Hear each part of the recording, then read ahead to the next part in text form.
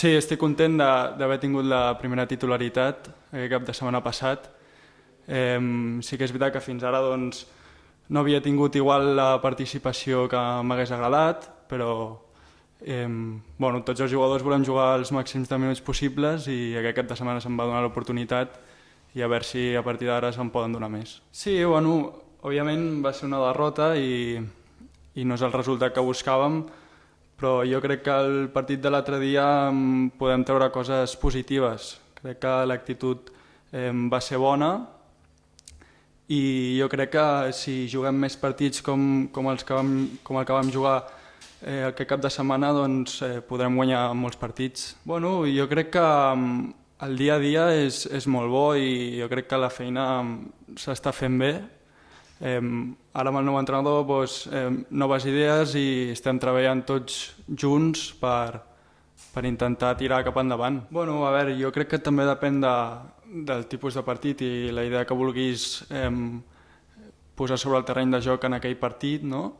I jo crec que cada jugador et dona un perfil, sí que és veritat que potser sense Raúl Baena el que ens donava no ho tenim, però en aspectes defensius jo crec que també si tots correm a una i anem a la pressió junts, tothom pot defensar. Jo crec que tots tenim capacitat bona per defensar. Jo crec que ja la plantilla ofereix moltes possibilitats. Jo crec que tots els jugadors poden ser titulars i jo crec que ja s'ha vist que si hi ha algun canvi, doncs jo crec que la gent pot estar preparada. Llavors, si un partit l'entrenador busca una cosa, doncs tenim diferents perfils que els podem utilitzar tots.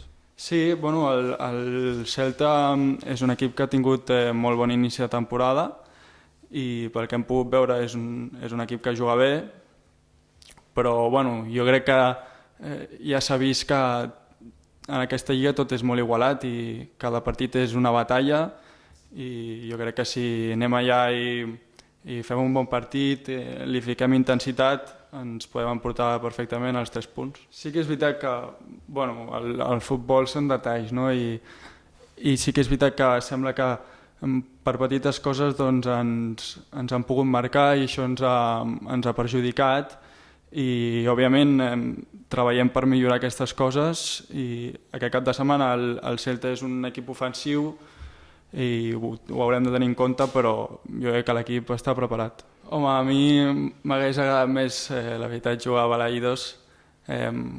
Sempre jugar a estadis com aquests li agrada més al jugador i sobre el rival és el que he dit, són jugadors joves però bons, amb molta qualitat, però com ja he dit, cada partit és una batalla i anirem allà i estic segur que l'equip s'hi deixarà la pell.